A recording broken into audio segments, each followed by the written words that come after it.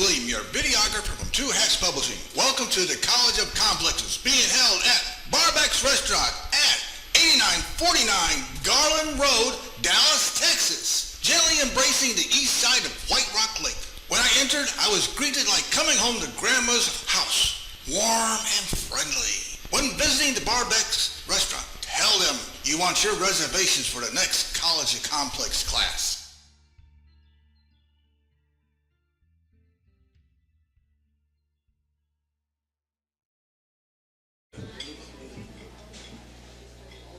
Okay, welcome to the College of Complexes. This is our 221st meeting since we started in February of 2009. We put a different speaker on every week, a different subject. We require our speakers to take a position on an issue, express their point of view. They have to be for or against something, I don't care what it is. We give them an hour to make a presentation. If they go over an hour, we cut them off. If anybody interrupts the speaker while they're speaking, we remind the interrupter that we only listen to one fool at a time. We have questions and answers afterwards. Everybody in the audience gets to question the speaker.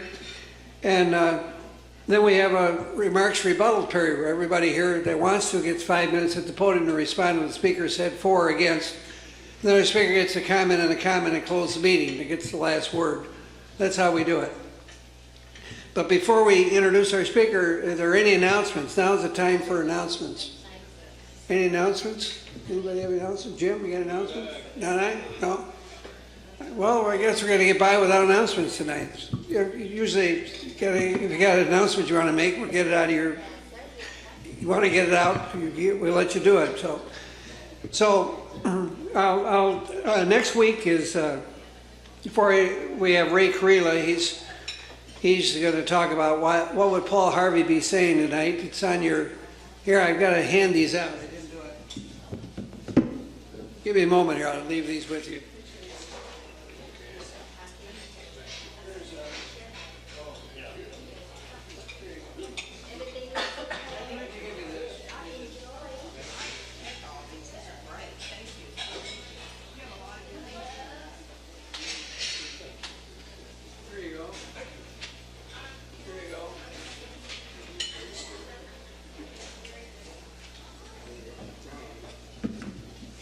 Okay, I meant to give you this before. Here, I missed something here. There you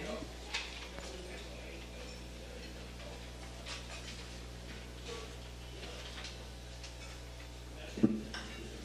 As I mentioned, our speaker next week is Ray Creeley. He's going to talk about, well, what would Paul Harvey be saying tonight? It's on the itinerary there that you have. The following week we have, can a true skeptic believe in conspiracies? That's with Pat O'Connell. She's going to talk about that. And on April 12th, we have what really happened at Waco and will it happen again? Stuart Nelson, that's also on your itinerary. I'm not going to read all this. But at least we have something lined up, so you may find it interesting, you may not. Our speaker tonight is Jim Davis. He's walking behind me here. He's a College of Complexes regular. He's going to discuss the American exceptionalism and foreign policy. He will give definitions concerning exceptionalism and relate some foreign policy decisions that resulted in the post-war era up to the current crisis in Ukraine. Jim will point out some achievements along with some virtually unknown proposals from adversaries, including possible blunders and missed opportunities, all with a view of showing what we face and what we can do to minimize confrontation and provide for a viable future. So without further ado, please give a very warm welcome to Jim Davis.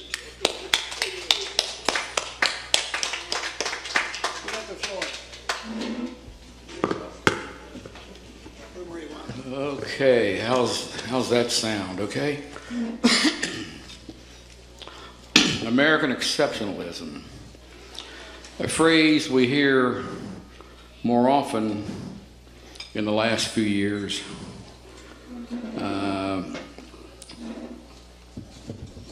According to what I've read, it was first used back in the 1830s because our Constitution was proving that such a system could work because it survived about, at that time, close to 60 years.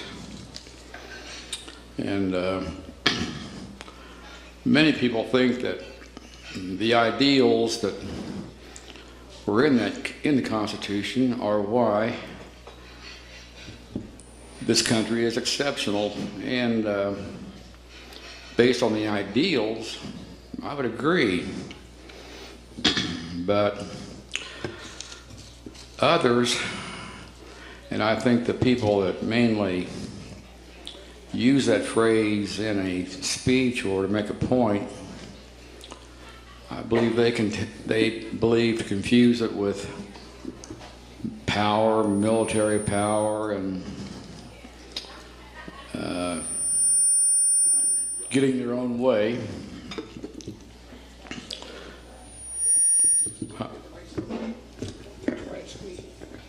Oh, okay. So,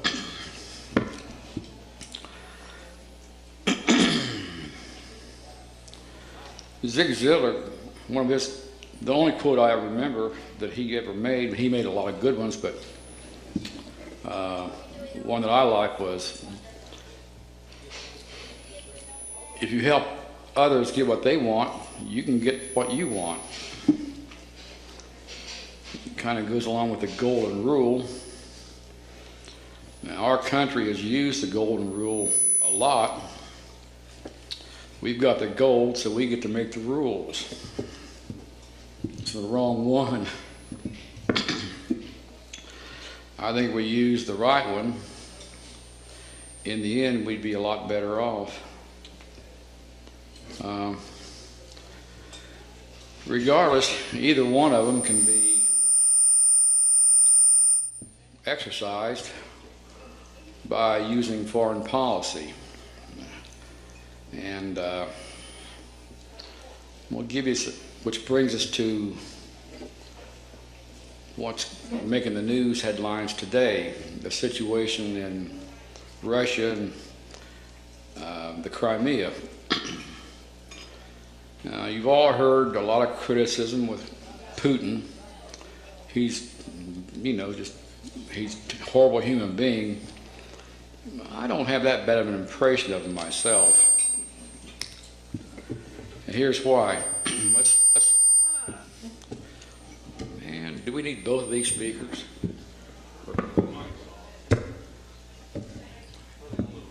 How's that? Is that better?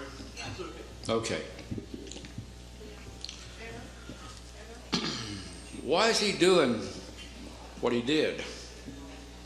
Well, I think, for one, there was, in fact, an awful lot of, yes.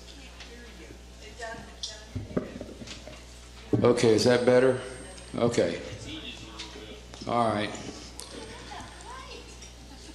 There are a lot of Russians that live in Crimea. It was a former Russian province given away by Khrushchev. And Ukraine was drifting more or less toward the east, and that caused a lot of turmoil in Crimea between Russians and non-Russians, and I think Putin did what any U.S. president would do in the same situation. He'd send in the troops to rescue him. We've done it. We did it in Panama. We did it in Grenada, among other places.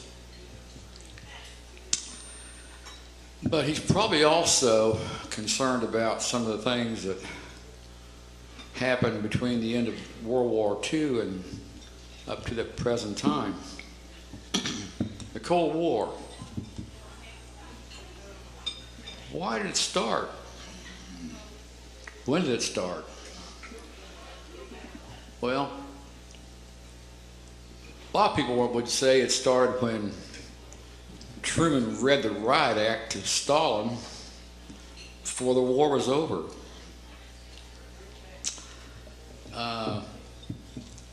Toward the end of the war, there was a city called Dresden, Germany, that was never bombed until the Russian army got within shouting distance of that town. Then we just went in there and wiped it off the face of the earth to show the Ruskies that, hey, this is what happens if you mess with us.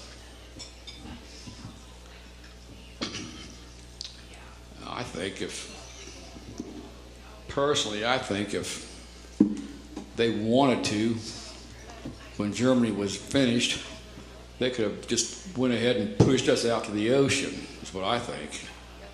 Because, well, 200 and some German divisions fighting against them, 60 fighting against the Allies in France, and they took more territory than we did, a lot more. Anyway, they didn't. So what happens after the war? Stalin, he wanted some trade agreements between Western nations and his country. We refused. In 1946,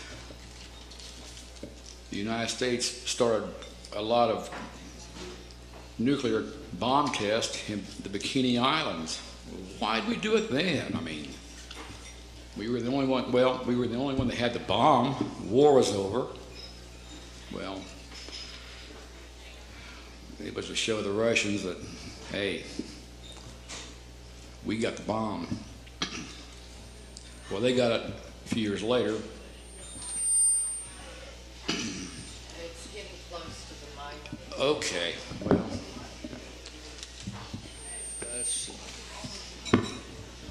let's see here. I don't know why As far as American exceptionalism goes, other countries have made the same claim. I can't get used to this thing. Rome, the Indians in Mexico, I forget their names.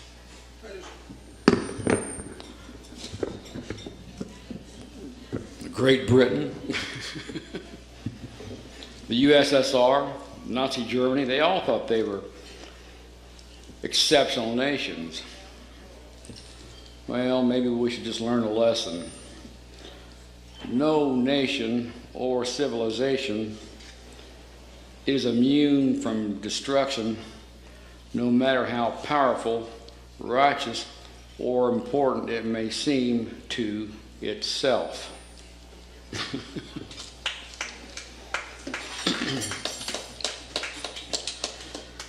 Now, getting back to the Cold War.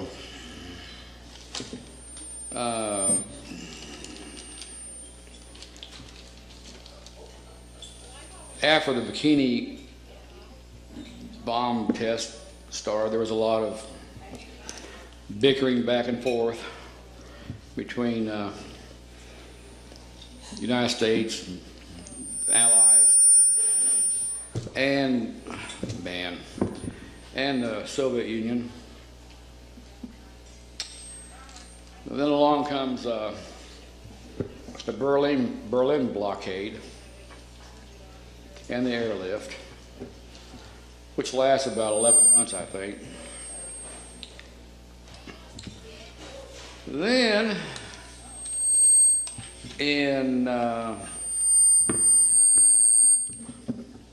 I'm not doing a thing.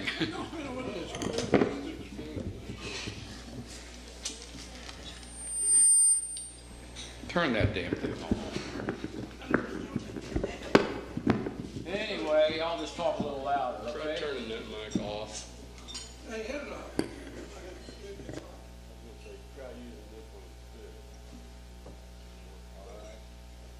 Not working at all.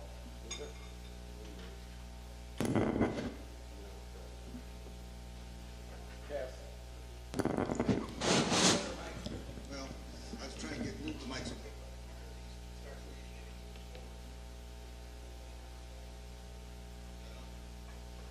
I can talk louder if you like.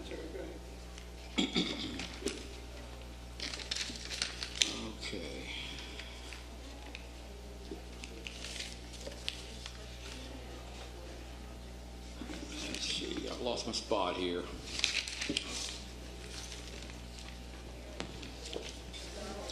Then, after the airlift was over, in April of '49, NATO was formed. Well, a few months later, the Russians dropped their atomic bomb. December 1950, NATO forms a military command.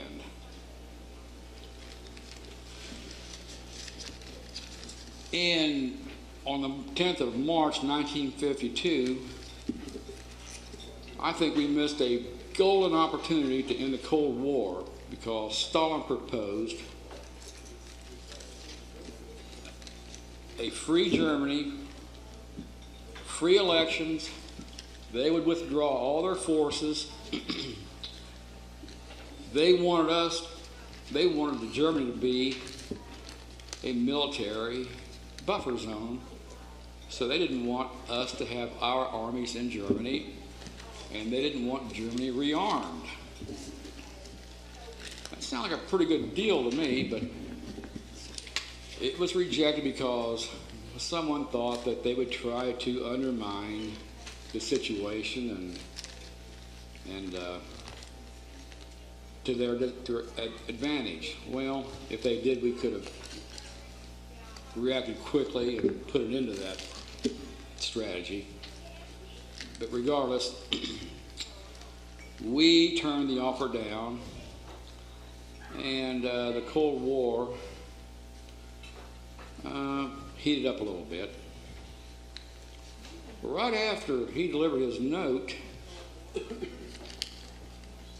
beginning October 15th in '52, the United States began flying B-47s deep over USSR territory, making reconnaissance missions. I mean, hundreds of them were done. So what happens? In 1954, the Russians asked to become a part of NATO. You know, we won't attack each other, and we will, if someone attacks one, they've attacked us all. We rejected it. So they formed the Warsaw Pact. Then 1961, Khrushchev, the U-2 event, Gary Powers was shot down over Russia. We installed nuclear missiles in Turkey. Khrushchev made his famous speech at the UN, pound his shoe on the table, "We will bury you." Then in 1962, they tried to put nuclear missiles in Cuba. And what does our beloved JFK do? He threatens to go to nuclear war if they don't get him the hell out of there.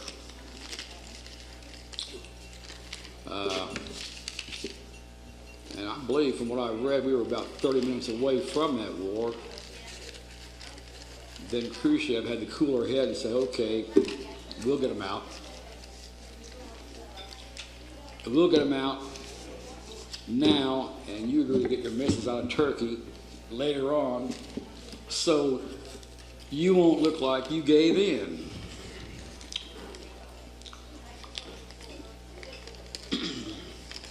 Then 70s and 80s, well, we're all pretty familiar with the events. You know, Reagan's military buildup. The Soviet Union supposedly collapsed, but they didn't. Gorbachev simply said, "You know, I'm going to do the right thing, and I'm going to dissolve this union. And while I'm at it, I'm going to let all the countries that used to be separate nations become independent again." And then a year later, there's a little resurgence of a communist movement again. And George Bush played a large part in getting that matter cooled down by assuring the parties that we would not try to expand NATO into countries that they had formerly occupied and voluntarily turned loose. Which brings us up to 9/11. We needed cooperation in order to, supply, to handle the thing in Afghanistan. Putin says, okay, you go ahead and put your bases in former Soviet territories. We're behind you. We did. What happens in the next few years? We expand NATO in some of their former territories.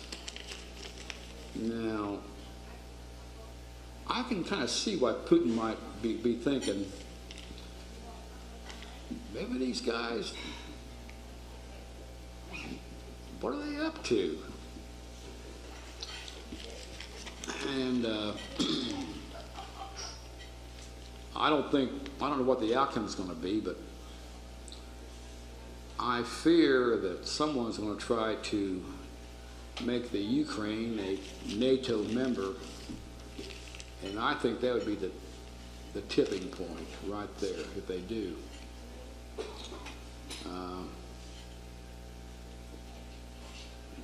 We need to leave well enough alone before it's too late. So I think.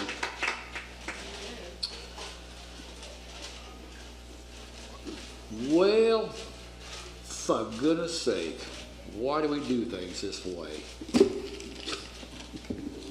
Any questions? Comments? Questions? Mike, where's the other mic at? Right here. Oh, that one. Maybe we should use that one, Mike.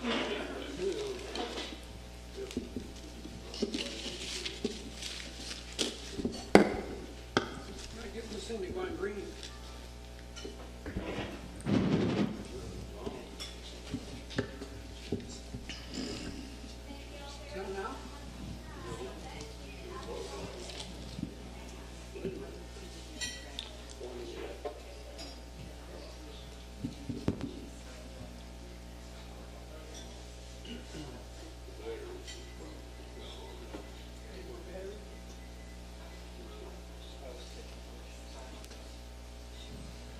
ABC. Okay, who's got the first question?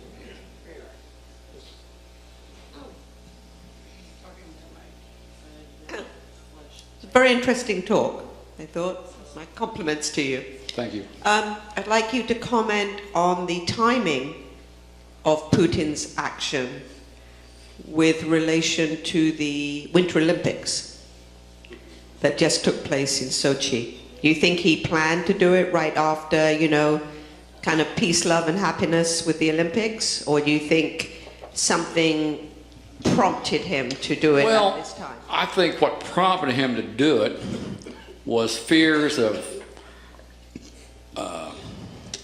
because we broke our word time and time again over the years. We promised we wouldn't expand into NATO, into their former countries. We did. There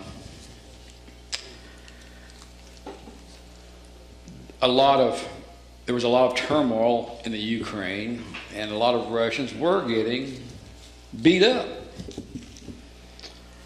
And I think he had made a decision to go in there before the Olympics, but of course, why would he mess all that up? Because he went in, a week later? Something like that? A few days later? So, the Olympics delayed it, I think.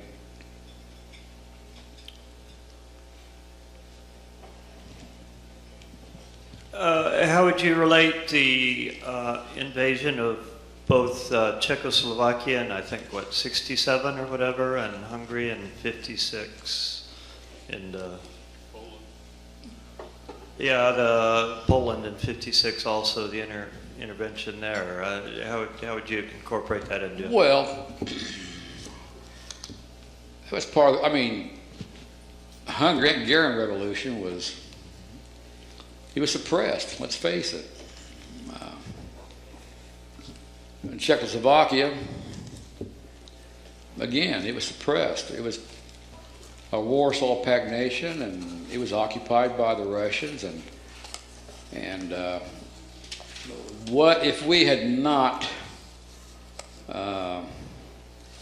perhaps if we had never refused them membership in NATO, or flew B-47s over their territory, mainly just to embarrass them, that may not have happened. Who knows?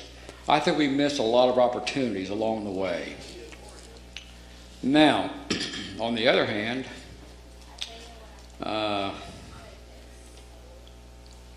when Lech Walesa, I mean, when he started his organization, Poland was still a communist country, and he was the driving force that freed that country. You know, they let him go. So basically, bottom line, when it comes to doing the right thing, they try to and or did more often than we did.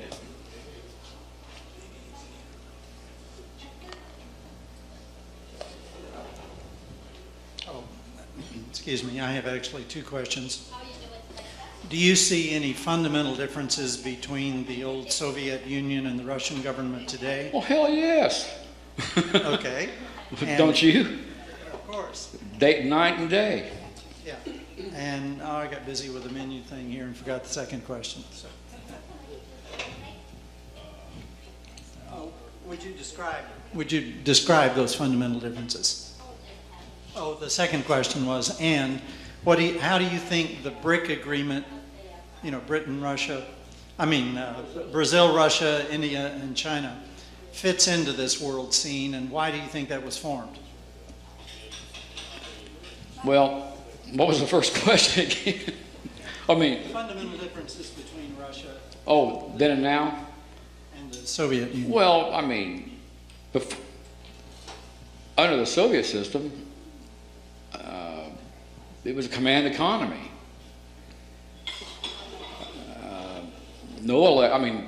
You couldn't, parties were outlawed unless the only party that was allowed was the Communist Party.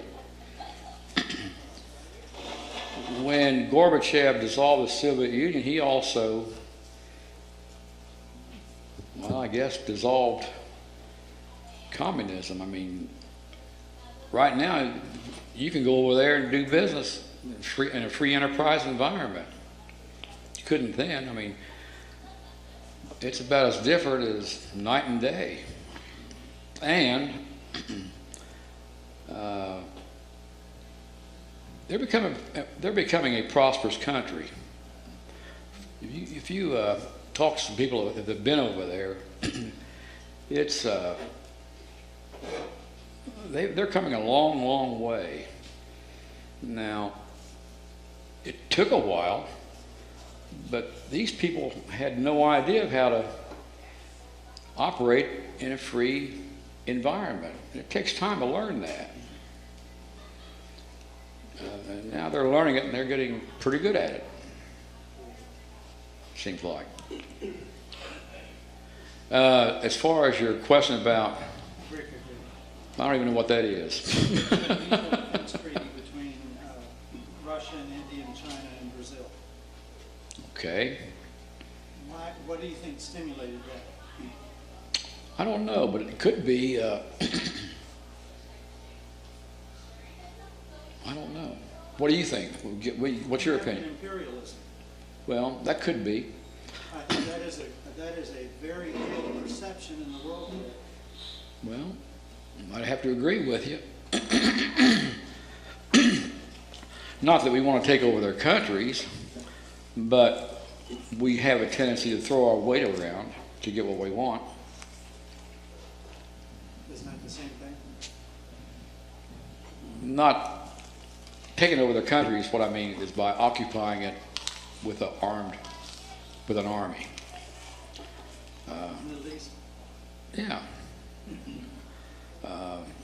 Now, we get accused of trying to use our economic power to subvert nations, but I'm not sure if I buy into that argument or not.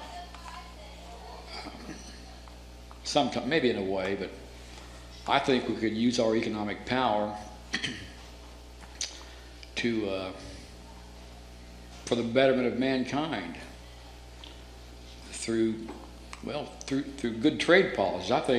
I know prosperity breeds contentment. And what do you think would have happened if we would have granted Afghanistan most favored nation for trading purposes? I think, well, maybe how? It gets here anyway. I think prosperity would go a long way, would have gone a long way to bringing terrorism out of their cultures, what I think. It's my opinion.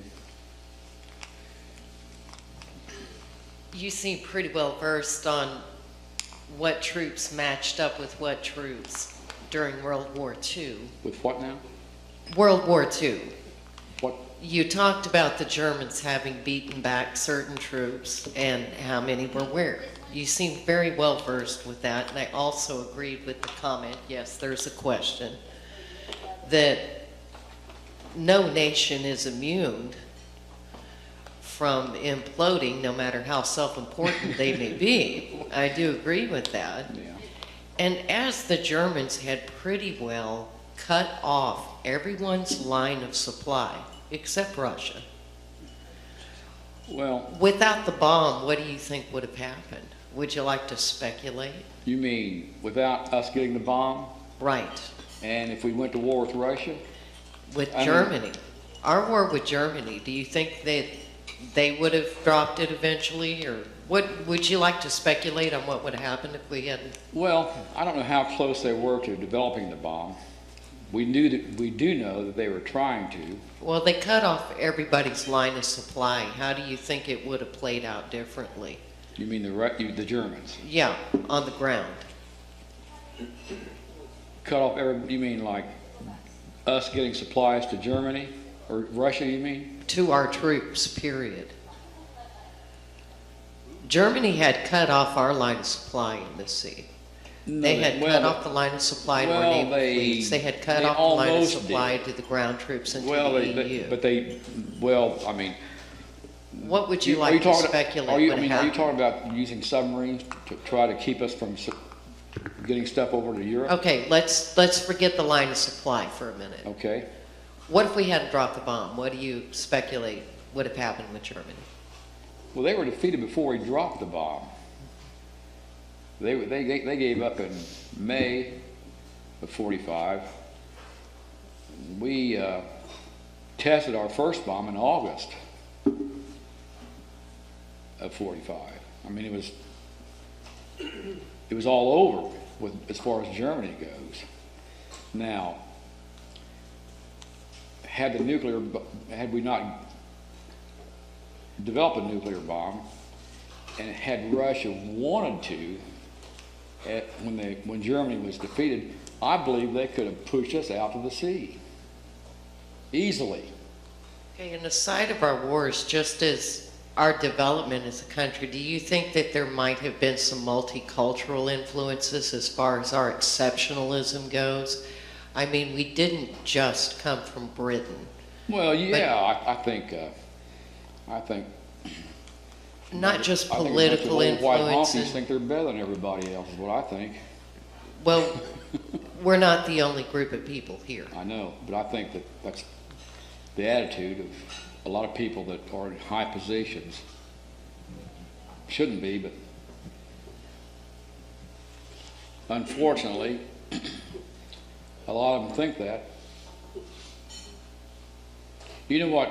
I mean, unmotivated, lazy welfare freeloaders, that's just a code word for blacks.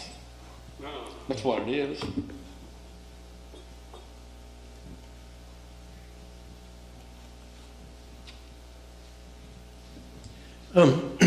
Jim, so what do you think the actual foreign policy of the U.S. is today? What are they after then? I don't think they know what they're doing.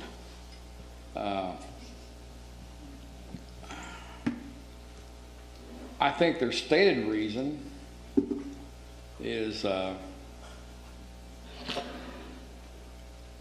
good, but their methods of trying to accomplish it are pretty bad. Well, sorry, what's their stated reason? I mean, what? Well, we've always expected other countries to more or less put the interests of their citizens and their poor people ahead of others, ahead of other interests. We've always expected that from everybody. But do we place the interests of the poor first in this country? No. But we expect other people to do so.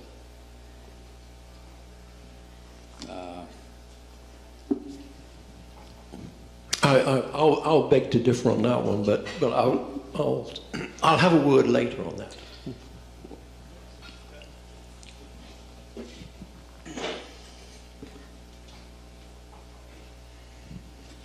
I think, let me make another comment. I think, and I've said this before, I think the instructions can be found in the Declaration of Independence and the preamble of the Constitution. The last sentence in the Declaration says, with a firm reliance on the protection of divine providence, we mutually pledge our lives, our fortunes, and our sacred honor.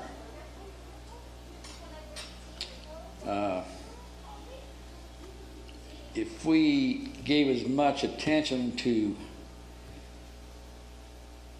promoting the general welfare, establishing justice, as we have always given to providing for the common defense, I think this country would have lived up to what God intended it to do. That's what I think. I think those are the instructions. One of those instructions says we do ordain. It doesn't say we try to ordain. It says we do ordain. A series of things I'm thinking. The first comments on the dispute with Stalin and the West over when the Western Front should be opened in Europe and the invasion of France should happen. Comments on that dispute? Well, now, I'm not sure I understand the question. Are you? Stalin was hoping that treaty the Western country, United States, and Britain would land in France originally, and I believe they were hoping in 42, and then we promised in 43. I do know he was upset because he thought that we took too long to establish a second front, and I don't know if we did or not.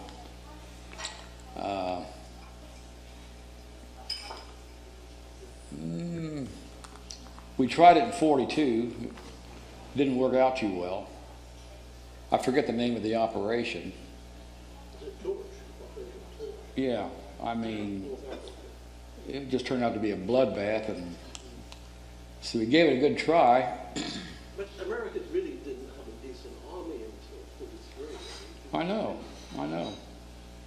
And neither did Russia when he signed that treaty with Hitler, non-aggression treaty. You know, he was just trying to buy time to build his army because he knew that sooner or later the Fuhrer was going to go after him.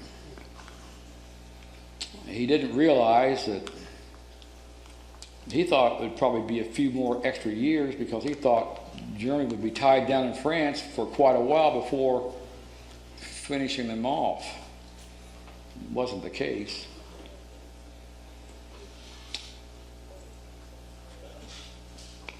Any comments on the death of the Polish officers, the mass graves they found? Dispute was whether the Soviets or the Germans had done it. Well, I think the Germans did it. There's quite a bit of evidence to show that the Germans did it right after they conquered Poland. By the way, you know, there's something that is interesting. They conquered Poland in, what, 3 weeks? But they lost 30,000. The Germans got killed trying to do it. That's quite a few. Quite a few. And one more case that I know is a bit of controversy, whether the Russians goaded the Poles to revolt in Warsaw when they were just across the river from Warsaw, and then decided not to go into Warsaw. Oh, it was probably, I have the same impression that everybody else has. They thought it would be to their advantage to not come to their rescue at that time, and maybe it was. I don't know. On the other hand, we could have. A lot of people that think we could have reached Berlin before they did, which he thought that. And maybe I don't know whether we could have or not, but they knew that it was going to be fought fiercely by the Germans, so that the Russians ended up losing about 1 million men trying to, taking that city. So if they neglected Warsaw, we bombed Dresden when the war was almost over, just to show them how powerful we were. So that wasn't. I don't think we should have done that. I mean, the war was over within months of being over. The city had never been attacked. It became a haven for refugees. But we just went in there and just killed about 130,000 people just to show the Ruskies that we had a big air force. That's what it amounts to. Dirty deeds were done by both sides. I have a question. I have read that, and of course, the winners always write the history books, so we don't really know what history is. But I have read that Hitler attacked the Russian troops because he saw a huge Russian military movement coming towards Western Europe, and that he hit them on the flank to stop that attack. Bull. I don't believe that at all. Well, I mean, it's not a matter of whether I believe it or not. I've read that. I don't know the answer to that. In the first place, when Hitler did attack Russia, they weren't ready. They weren't ready at all. But they got ready real quick after it happened, though. I mean, I've never read that, Al. I've never read that theory but I don't believe that's the reason Hitler did it. I'll put it that way. Hitler wanted land. Well, I think that was an insane move. Well, it was.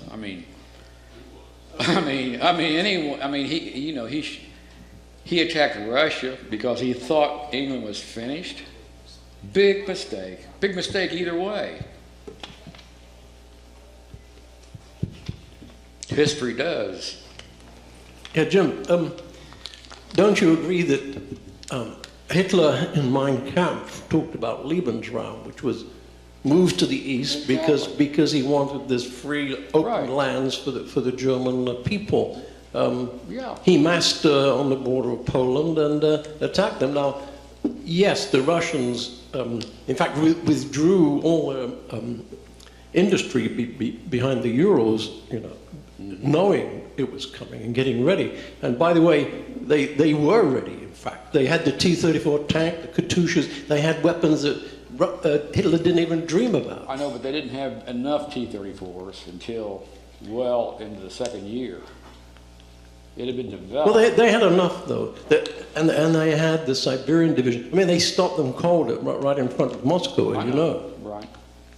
And so from that point on, I mean... But a lot of the reason they stopped them cold in Moscow was because the Russian troops were prepared for the severe winter, and a lot of the Germans didn't even have coats. Well, more fool them. I mean, you know, I mean, really, Hitler was the worst general of the war, but, you know, that's part of the reason why the German army lost so much. But to think that, you know, really, I think that, really, you know, by the time D-Day came, the Russian army was already into Poland, and they were moving fast. Yeah, I mean, and after D-Day, they took a lot more territory than we did. A lot more. They were responsible for destroying 80% of the German forces during that war. They made more tanks than we did. They made more artillery pieces than we did. They made an equal amount of fighter planes, if you include attack planes and fighter planes, as we did. So,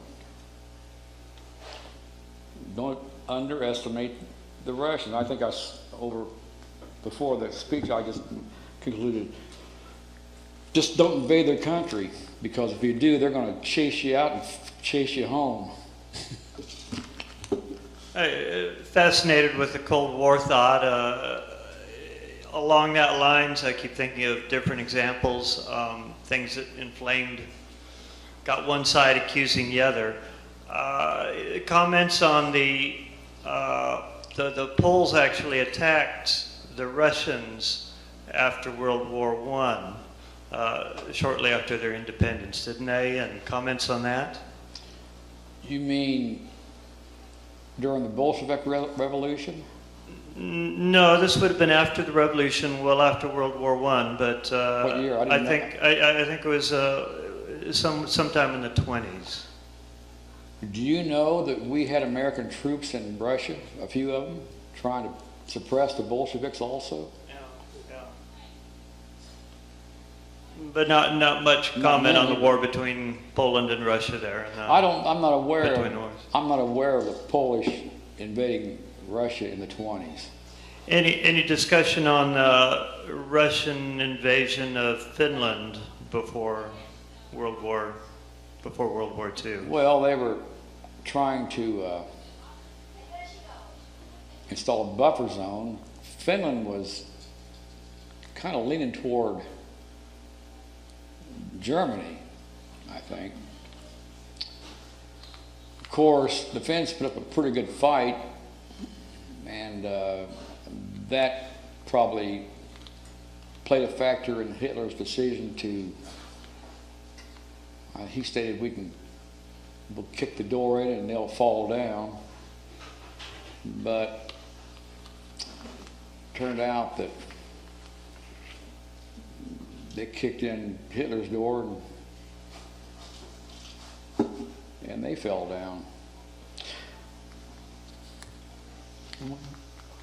When you go to war, the outcome is always uncertain. It never turns out the way you plan it. Never. I mean, our invasion of Iraq didn't turn out the way we thought it would. Our invasion of Afghanistan didn't turn out the way we expected. And the lesson to be learned is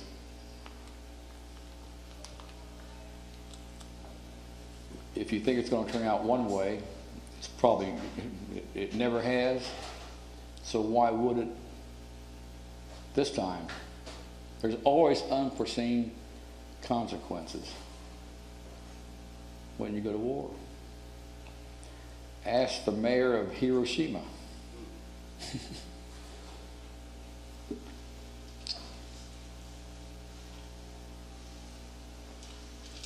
I think we've reached a stage where we better figure out a way to get along and get rid of these damn nuclear weapons, because there's a mathematical theory that goes like this. If anything has the slightest chance of happening, sooner or later, it's going to happen.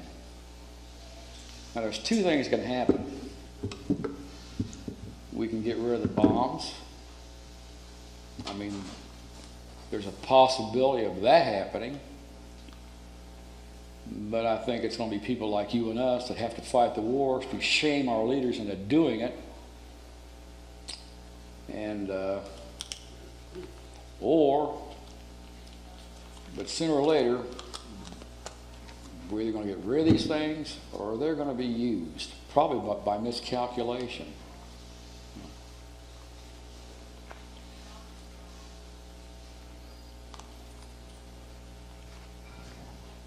Anyone else?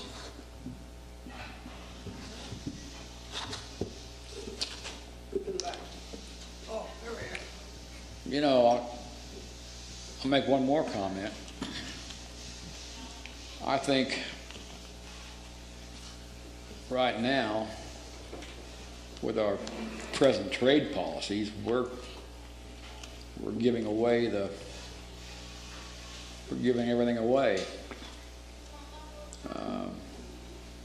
China assumed the position of the biggest manufacturing nation on earth in 2011. They're graduating 10 times as many engineers to run their industrial enterprises, which includes doing a lot of work for U.S. firms. Now, whose armed forces is that going to benefit? I mean, and if relations sour, they could nationalize all those U.S. corporations with a stroke of a pen.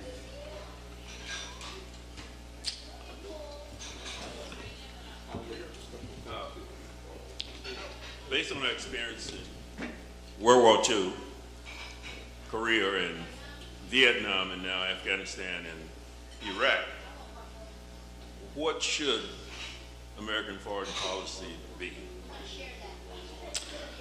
I think promoting prosperity instead of using military force.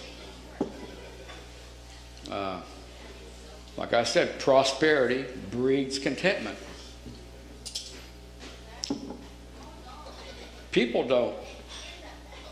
You get them, you know, put money in their pocket, and they're content. When they're hungry and oppressed, they get angry. So your position is that the Muslim is a group of people that is a fast-growing religious group, and it seemed like the leaders don't like the United States or any Western nation. Well, So if we had a system where we could stimulate them to work and to develop, you know, to be more prosperous. I you think that would heal the difference. I think that they have some legitimate issues with the United States.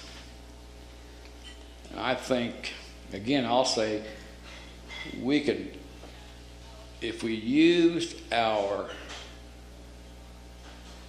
influence and our resources and tried to promote prosperity, it'd be a different story. And we could do that through trade agreements, instead of using trade agreements to undermine the U.S. workforce and generate profits for a few hundred special, big shots. And that's what we're doing. That's what it boils down to. I mean, all this that model wouldn't work if it wasn't for a lack of regulations and cheap labor in other countries. That's not the right way to do it. Tell any country on the face of this earth, you want access to our markets? Here's the deal. You don't restrict our goods and services. You obey responsible EPA laws. You allow unions, collective bargaining, and the right to strike, and you can have access to our markets.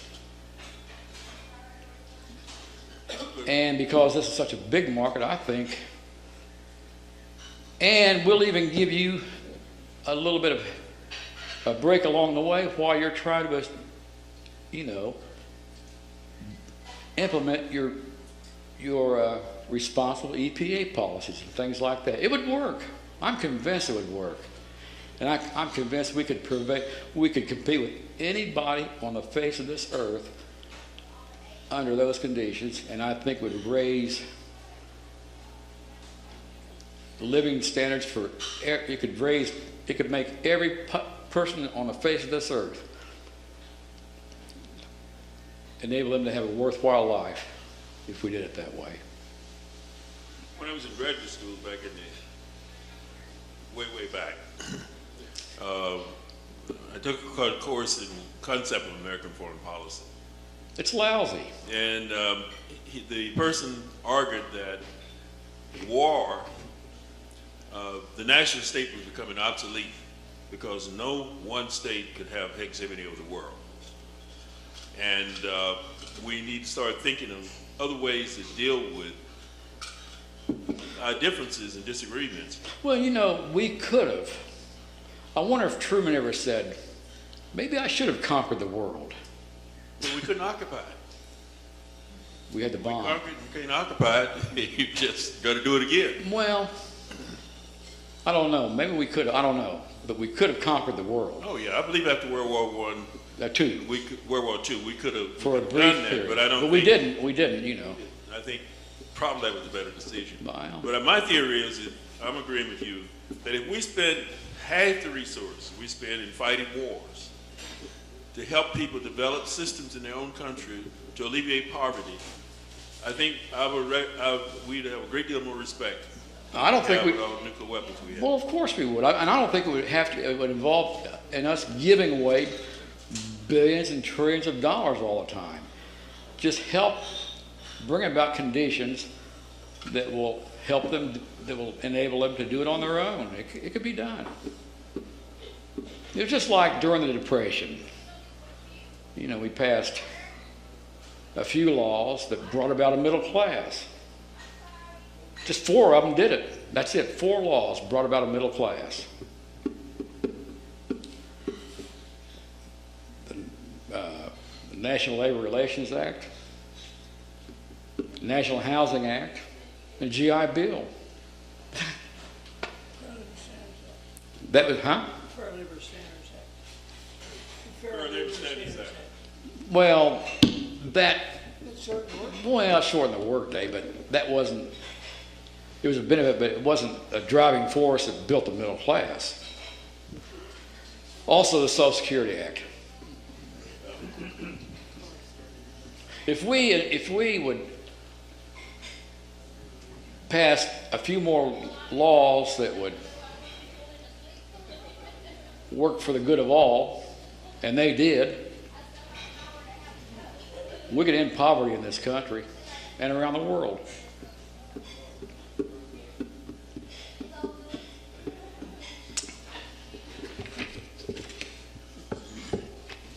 I think we're out of questions.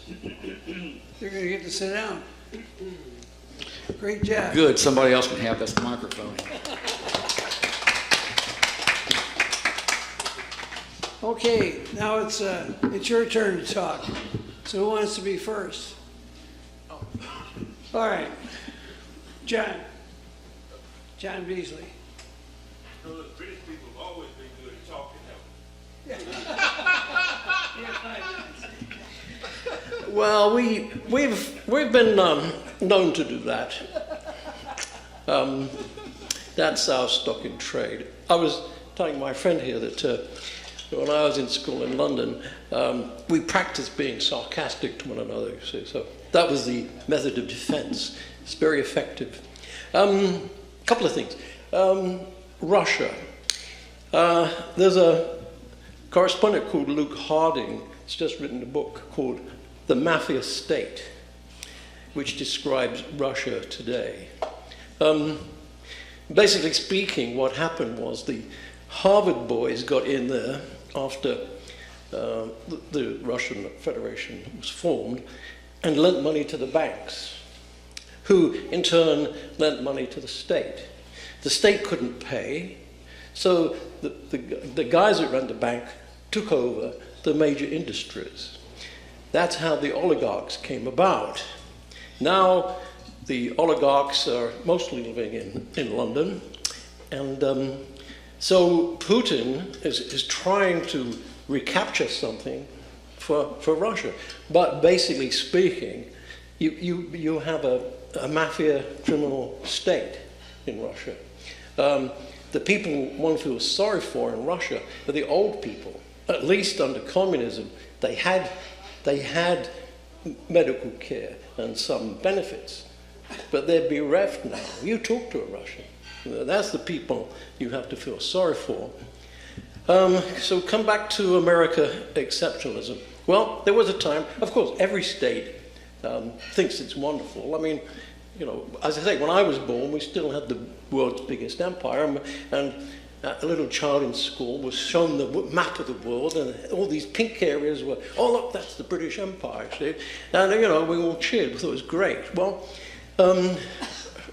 right after the war, basically speaking, Britain ended the war owing the rest of the empire something like £4 trillion.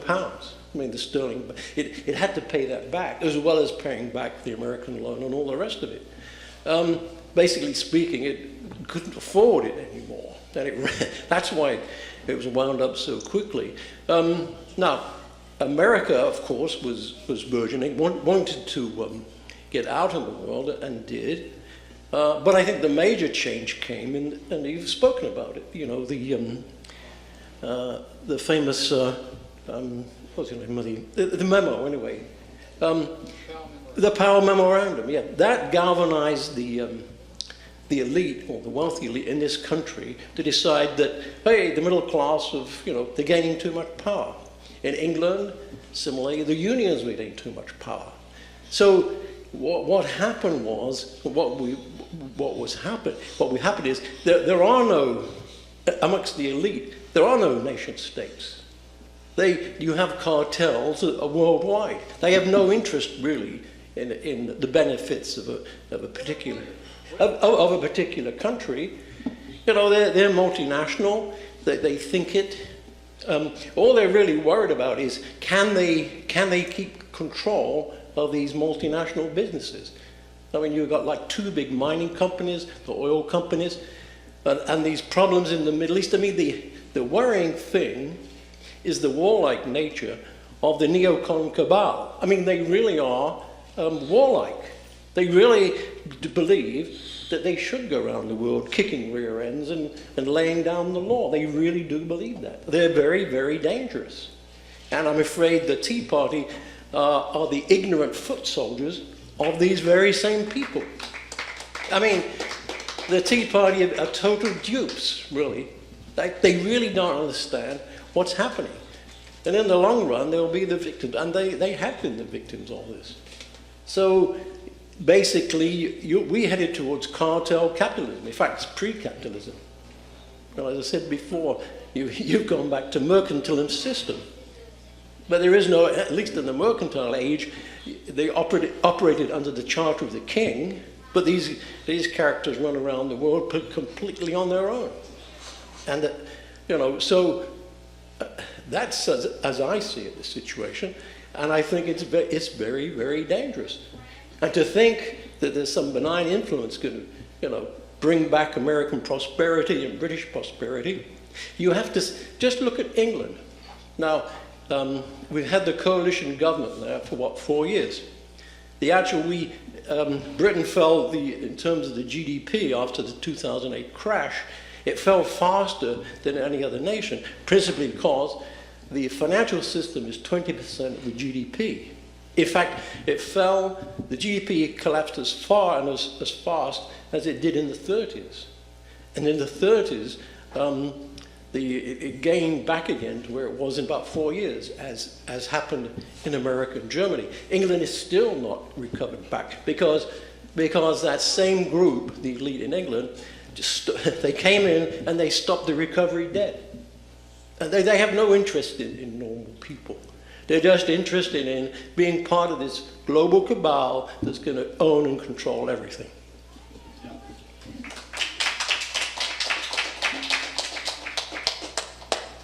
Okay, who's next? You got 5 minutes too. That's going to be hard. I've made a lot of notes. I totally agree with you, John, about global cabal. That's been going on for hundreds of years. I recommend anyone who might be interested in that subject to go to a website called Divine Cosmos and look up the article Financial Tyranny. We're talking basically about the international banking system, the Rothschild system. There was one lady who ran for the presidency of Ukraine years ago. I saw her interviewed. And she stated that the president who won the election got together with the World Bank or International Monetary Fund and installed the equivalent of a Federal Reserve and a Wall Street. Those people all became multimillionaires, and the average wage in the Ukraine after that went down 40%. That is what this World Bank International Monetary Fund has been doing around the world. There are books written on this. Down in Guyana, for instance, they went in, and Guyana was a very happy country. You just step off the sidewalk and there's fruit for everybody, plenty of it. They had a good tourist trade. They were third world. They enjoyed that. They came along and probably bribed the president and the government and said, oh, you need power plants and sewage and bridges and roads and all of this. Well, today, the interest on the national debt to this international banking system exceeds their gross national product. That's what they're doing all over the world. I think that what we're facing in Ukraine is the banking system. They want to pull that into the European Union, and as from the things I have been reading, I think it is the United States government and NATO that have paid these people. The snipers who were in there were shooting people on both sides, just to stir up all kinds of hatred and anger and get rid of the president, who happened to be at that time pro-Russian. When the collapse happened, of course, it never hit the news here very much, but in Iceland, all of the people took took pans and spoons and went up to the Congress by the thousands, started beating these pans, and they drove their entire government out. The people held new elections, elected a completely new government, and started criminally prosecuting the bankers who started fleeing the country. That's what we need to do here. That's what needs to happen all over the world. Russia, Hungary, those two countries have thrown the Rothschild banking system out of their countries. That's why they are getting a lot of negative publicity around the world. If we don't think our news is not controlled, who was it? Conan O'Brien at one point there was something that went on the news that was contrary to him. And he did this in a very funny way to give a dramatic exposure to what's going on. And I forget just the phrase of what it was, but he took these clippings of these national newscasts all over the country, just dozens of them, dozens of different reporters in Dallas and, Los Angeles, Chicago, etc. And they all were saying exactly the same phrase. Exactly the same phrase with very little difference. It's all very, very controlled. As far as what's going on, we had the Moriartys here, and they talked about the fact that basically what happened in Libya was the banking system hated Libya because they had a gold-backed dinar and were getting all of North African countries together with them. This would have been the end of the fiat money system that the International Monetary Fund, World Bank, Federal Reserve, all the same people, have been inflicting on all people worldwide. They are out for total world domination. And that is what we are facing here. And we have to see the big picture on this, or we'll never solve it. There's a Swiss group, I forget the name of them, who had some of the most powerful computers in the world, and they did a great study. They started with listing all the corporations worldwide, and there were hundreds of thousands. And then they saw the interlocking, overlapping directorates and so forth, and with the banking system. And it's a pyramid that goes right to the top, and it's 127 corporations that control 80% of the gross world product. In Russia, their income tax is a flat rate 12%. A little bit different from ours. Be sure and go to Divine Cosmos and read Financial Tyranny. That one is a great one. Bush, when he was in office, announced 4 or 5 times, we are starting a new world order. That's what he said when they first started the first Gulf War. And if you go to Wikipedia, you can look up the Georgia Guidestones, and you can see these people are all very occult, and in part of their belief, they have to pre-announce everything. Although they do it in a very coded way, so that, it goes right over our heads. We never see it. But to them and their rules, well, they've told you, so they're not responsible anymore. Georgia Guidestones puts out premise number 1, hold the earth to a sustainable population of less than 500 million. And that is their intent. Now that's about 7.5 billion murders to get there from here. As far as nuclear power is concerned, nuclear energy, bombs and so forth, I totally agree with you. I think we need to get rid of all nuclear energy. I think it's almost a greater threat than a nuclear war today. Fukushima is still a huge problem. Radiation on the coast of California has gone up dramatically. It's beyond what is considered safe in some areas.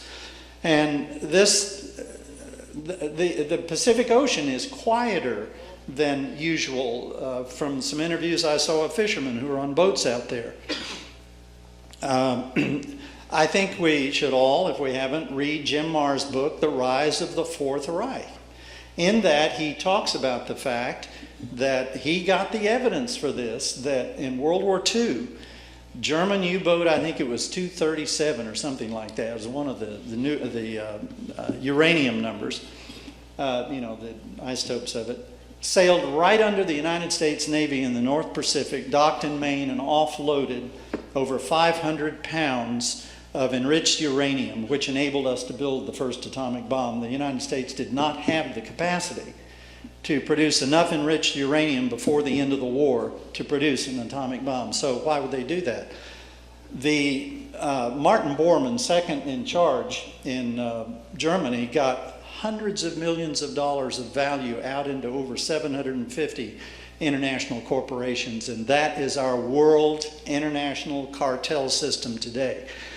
We helped get over 100,000 top Nazis out of Germany before the end of the war. And I was hearing a newscast once, it happened very shortly one day. About a year ago, they exhumed Hitler's grave, and it had the body of a woman in it. I think Hitler ended up in Argentina. Might be. Am I getting close, or are you going to let me rattle? My notes are just... Anyway, I've covered a number of things. I really think that what we need to see is the biggest picture possible, because when you get to the banking system and you study it and you don't believe that there's a worldwide conspiracy to control this world through fiat money that's been going on for centuries, then you're choosing to stay sound asleep.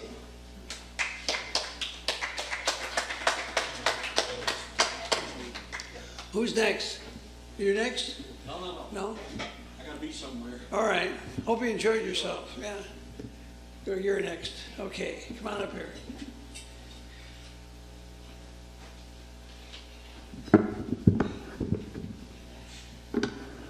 Okey-doke. What are we talking about again? American exceptionalism. The only exceptionalism I see in terms of the scope of a lot of this, and with all due respect, I think you gave a wonderful talk this evening, and thank you for coming out. And I know how much work goes into these things. What I see is a lot of arrogance just in our perceptions today. Do you think that our perceptions of things really define what is going on in the world? How could we possibly know what is going on outside of Time Warner Cable unless we go out and talk to somebody? We are pretty well spoon-fed these opinions and ideas, and sure, we can click around on the internet all day looking for someone to agree with us. But the fact of the matter is that America is essentially a concept. It is an idea. If you've got a dollar bill, take it out and look at it. Flip it over and look at the back of it sometime. There is a pyramid on the back. And essentially what it says is he approves our undertaking, and what it shows is a pyramid where the top is separated from the rest. And what this represents conceptually is that this country and this union is a work that is unfinished. Now, the only book I've read lately is Thomas Merton, though I do claim to be a little bit pragmatic. And I think the most idealistic word that we can use, and the dodgiest one, is that little word if. If we did this, we'd have that. If we do that, it would be this way. But the fact of the matter is that there is a lot of money in America. It has just changed hands. And it is a wonderful ideal to contribute to the common welfare, but that's not what we're contributing to, is it? And we need to look in the mirror and take some responsibility for our own actions and how it's gotten to this point. Because this is a work unfinished. We have amazing things going on in this world. We've had amazing things go on in the last 100 years. Did you know that we had an African American woman during the women's movement? The first African American woman to go to Washington actually ran for president. It was Shirley that did that. And did you know, we are letting the last 12 years in our perception just define who we are. And it really doesn't. If you look at how far we have come, our union is an amazing place of ideals where we have been able to merge together such diversity and not kill each other. I don't really know by the law of averages how long a civilization like this lasts, but having a view validated on Time Warner Cable really doesn't define who we are. And I think the only exceptionalism that we really have is in the arrogance to really believe that we know what's going on in the world around us until we truly go out and look. Thanks.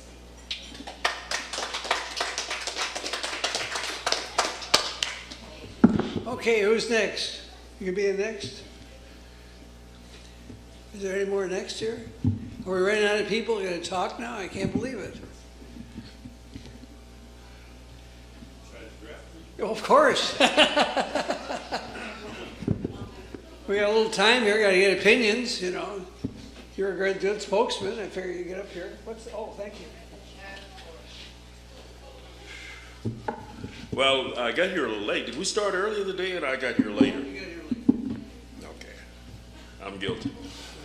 I was really interested in this, but I wanted to be at the beginning because some time ago I dealt with some of this, of how we got to where we are.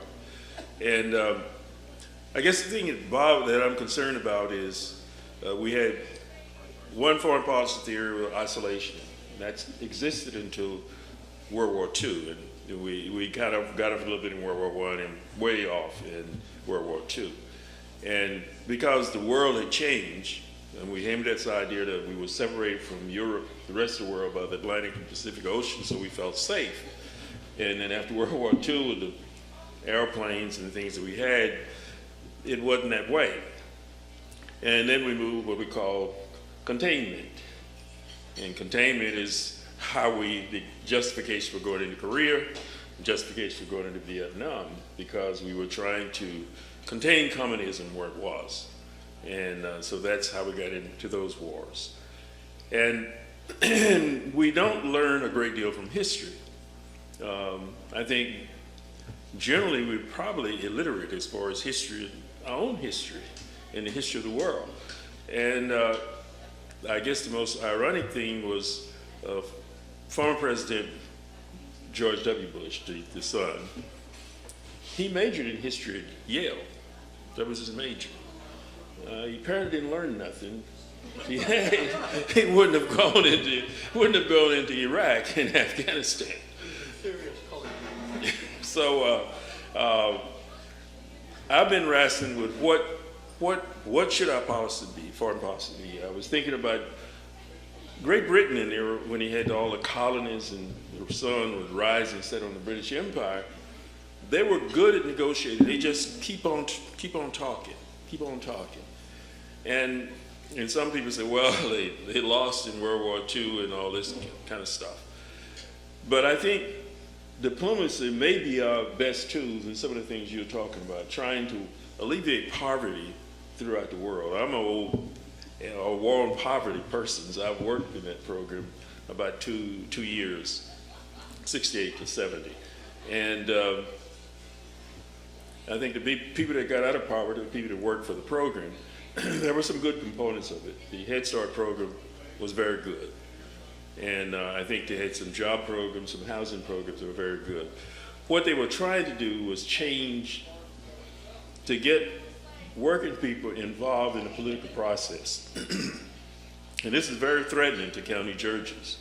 And they put an amendment in there that a third of the board had to be other people other than poor people. There's 1/3 private organization, 1/3 public officials, and 1/3 poor. And it went downhill from that time on. But I really think we could alleviate poverty. I think we know how, but because of the powers to be, we don't do it. But what I'm concerned about is there's a group of people who say we should go and attack Russia because of where it means, and that's asinine. They got the same stuff we have, but they have a little bit more personal experience of the results of nuclear weapons, because what happened in Russia about 20 years, the city was almost destroyed because one of those nuclear plants went belly up. And so they have maybe better respect for that than we have. But we don't know what the potential of that. We don't know what the potential of nuclear weapons are. Will it kill us as well as our enemies? We don't really know. The former president of Iran said you can't do nothing with them because usually you may kill yourself. So what's the purpose? And I think maybe we should get rid of them and try to work out our problems differently. But if we work to I agree that poverty breeds discontent, and discontent leads to conflict. And that's what's happening in too much of the world. And the gentleman here, we don't always agree, but he pointed out a couple of things we agreed tonight. I'm reading a book called The Super Elite. And they meet in Switzerland about 4 or 5 times a year. And the major people there are the multinational corporation. And the people that are part of this, about 3,000 people, they are more comfortable with each other than they are in their own nation. And they do plan, and they kind of invite presidents of companies or countries. Being president automatically puts you in it. Bill Clinton was there. I don't know whether President Obama is there or not. And so, because they need the nations to do what they want done. And that's how they influence the nation through. I understand what you're saying, and it has a lot of validity. They do. They control them, and then they go ahead and they pass the laws to make it possible. We need to wake up. I just believe that diplomacy, and I really think war is obsolete. We spend a lot of money, we kill a lot of people, and I think after World War II, we did do justice to the veterans who came home. The best education system and really a bonanza for the middle class, because those guys could go to college and do just as well. They gave them about $150 a month, paid the tuition, bought the books, and now on the job they get paid 75 cents an hour. So with that was more, and they got educated, then they got out and did good. That was probably the best education program we have. It's been fragmented since then. When I went in, there was no Service Adjustment Act. We got it as a result of Vietnam. And that was about the middle of Vietnam before we got it. It wasn't as good as it was in World War II. But we really need to think about, we need as a people, the only way I think we can do it is get over these ideological issues that polarize us, peripheral issues, and focus on what the real issues are and how it affect the country. Not what's good for me, what's best for me, but what's best for our communities. If we do that, I think we will be in a position to elect people to office who might represent us and not represent the people who give money. Thank you.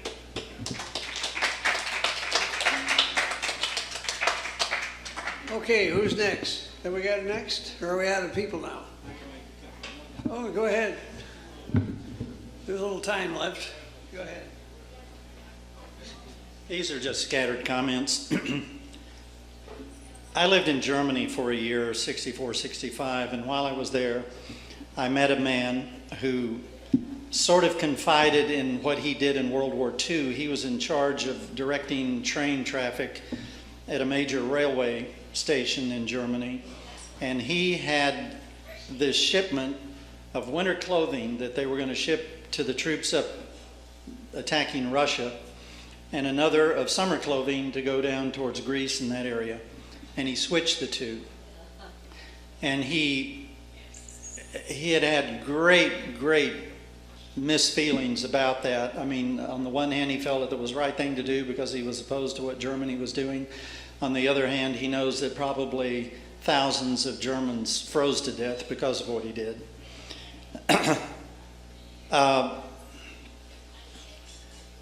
I used to practice law, and I officed with this guy who was another lawyer, and he invited me to a party that he held for his cousin who had just come in from Germany, who was still in the Army, in Army intelligence, and had been in the first Iraq War. And he and I sat in the corner and talked for about 45 minutes. And he told me that that war was planned in advance in a secret meeting in Paris, France, with George Bush, Gorbachev, and Saddam Hussein. And that the object was, Gorbachev knew that the loyal Russian patriotic generals were part of that old Cold War belief, and that they were planning to pull a coup that could have started World War III. They wanted to take over Yugoslavia and Poland to increase the old idea of the buffer zone. And they were convinced that it would not draw a nuclear exchange from the United States. And Bush and Gorbachev knew that that was part of the planning. And they thought their T-82 tank, I think it was superior to the Abrams M1, and both Bush and Gorbachev knew that wasn't true too. So they staged a battle rather, in a remote desert area during that war, using that war as cover. That was one of the major reasons for that war, of 28 T-82s and 6 Abrams tanks. And the battle lasted less than 6 minutes, at the end of which 26 of the 28 tanks were burning, and 2 of them had vanished. The satellite photos showed the tread marks coming out into the sand, and they just ended there. There was no explosion, no debris, no nothing. And I've had a conversation with another man who talked about a weapon system that he saw demonstrated out west during the time he was flying cargo planes back and forth to Vietnam, that caused a huge boulder to just vanish when they fired this electronic beam at it. 3 of the Abrams tanks were hit, but the crews didn't even know it until debriefing. And none of the Russian tanks got off the second round. That Abrams tank is probably not made out of steel. It's made out of something far beyond steel. In any event, a couple of years, well, no, it's not even titanium. I think I know what it is, but that's another subject. I had this same exact, almost word for word thing about that meeting in Paris, France, told to me by another friend who had been in Army intelligence years earlier. The two didn't know each other. Same statement.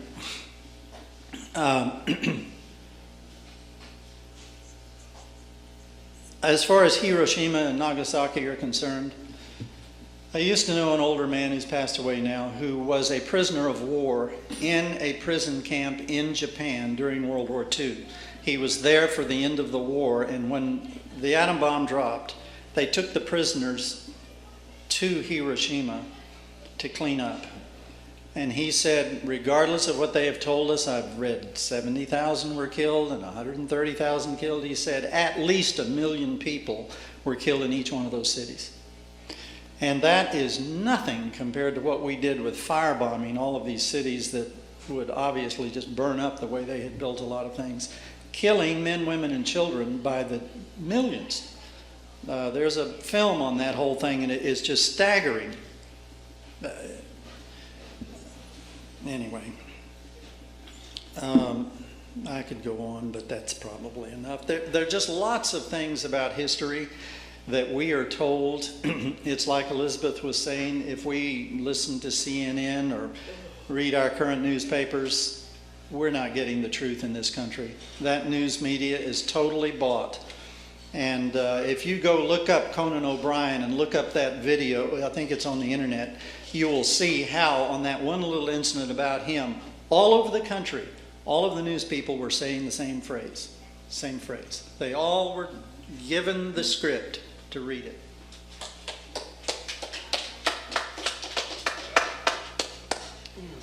We're out of people. You're gonna say something? Oh, yeah, go. Oh, we're almost done. We'll listen to the catchphrases. All right. Anyway, I guess we're out of people. I'm the last man standing. I want to thank our speaker for being here tonight. I think he did a terrific job. My view of all of this is that I agree with him as far as what he has said tonight.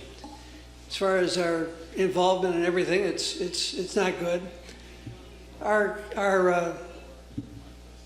how would you say, our country is in a position where we have 25 million people out of work right now. We have a balance of payments. We're in big trouble. We have a banking system that's questionable. We have all kinds of problems. We have corporations leaving town and going overseas where labor costs are cheaper. Hence, we don't have the jobs here we should have. We have corporations, as you mentioned, international cartels that work around the world, and they control this country in that respect. Perhaps the worst thing we have is we have the best Congress money can buy. I've said that before, but it's true. And if you look at the definition of fascism, it's corporations controlling government. Remember that. And that's kind of where we're at. And we have to change that. If we can't change that, we can't change anything. We need to put a limit on corporations as far as them going overseas where labor costs are cheaper to sell everything back. Apple, for example, produces everything in China. They sell it all here. And we don't have any jobs here to produce anything Apple makes. So maybe we should have tariffs on corporations, not tariffs on other countries. If you have tariffs on other countries, you have a price war. Put tariff on a corporation, you don't have that problem. The tariff would be the difference in labor costs between that country and this country. Then they end up producing, the way to get out of the tariff for them would be to produce jobs here. Then they wouldn't have to pay the tariff. They could have jobs in both countries. It would stimulate things. That'd be one way to change things. Another thing we have to look at is that would change but that's not going to happen as long as we have the best Congress money can buy. We have to change the Congress. Maybe one of the things that we could do is get Congress to act in its own self-interest to instruct the Federal Communications Commission to require the media to provide sufficient free airtime for federal candidates in general elections to air their views. If you did that, you change everything. Congressmen end up representing the people that elect them instead of representing the people buying their vote in Washington, which is what you want them to do in the first place. Then you could put tariffs on corporations and get away with it. Then you could shorten the workday and get away with it. You put everybody back to work. You have more people working, paying taxes. You have less people not working, draining taxes. The government get a twofold benefit of increased tax revenue without raising taxes. Less bills to pay for people that aren't working instead of be working. This is what we have to do, in my opinion, anyway. But now our speaker gets to comment on the comment and close the meeting. You have the floor, sir.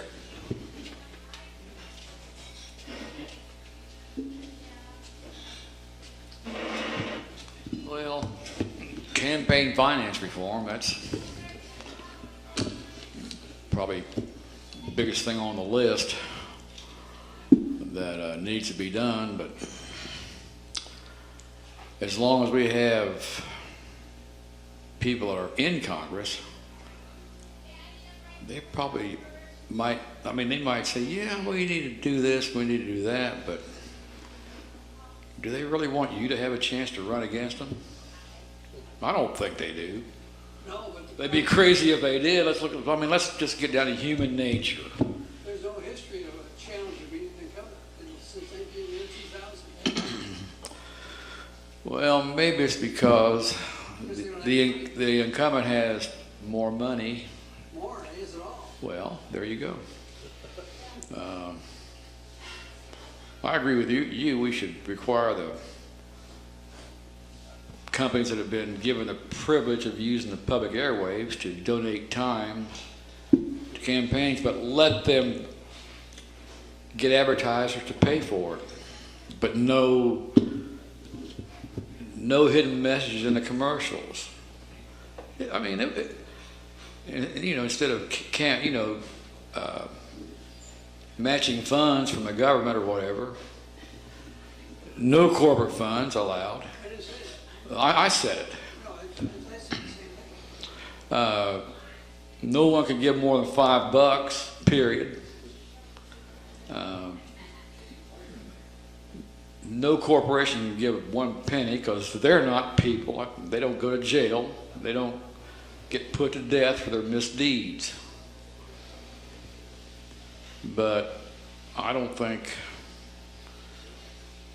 the people that are in Washington really want to amend campaign finance reform laws because, well, it takes away their advantage. So it's going to be up to us to shame them into doing so or make demands. Congress does respond to public demand or lack of. They do.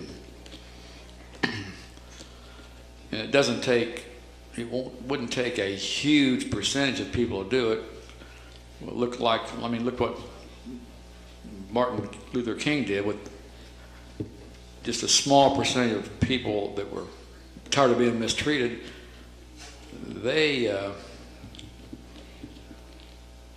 He changed the way people thought, and the end result was they're a lot better off now than they were, but still have a way to go, Let's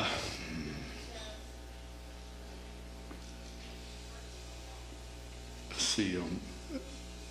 There was something else I was going to comment on, but I forgot what it was. Oh yeah, another thing that we need to. You brought up nuclear power.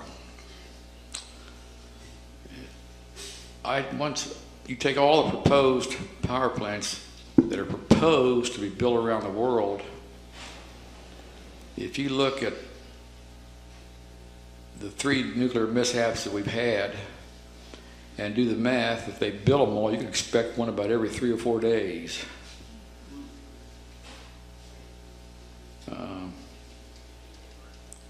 And if, like in Japan, if under the right circumstances, it could render that whole nation unfit for, human habitations for thousands of years. So we need to get rid of the ones we have before Murphy moves into them and proves that they cannot build enough safeguards into the damn things to prevent these accidents.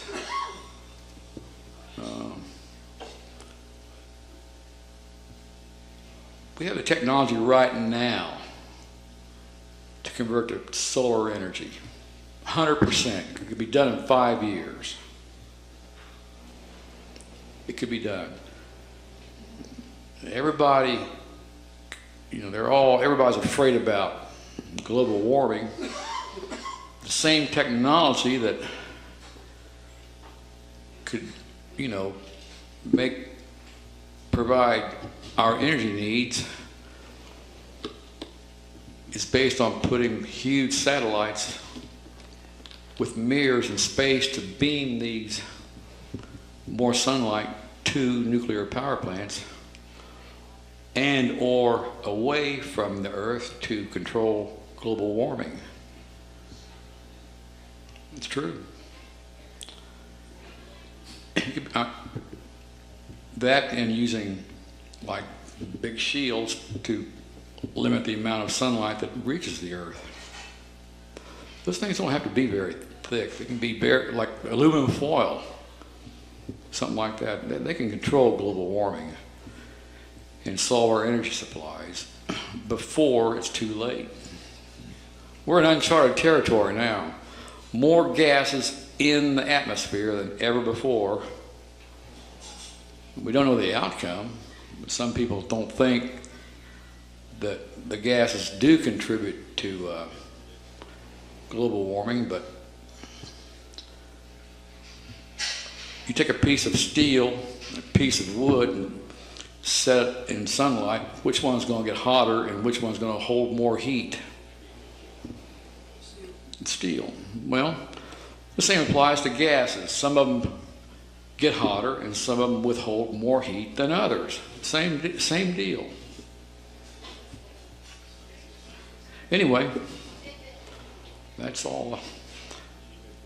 I've made about as big of a fool out of myself now as I feel like doing, and I'm ready to go home and go to bed. I'm tired.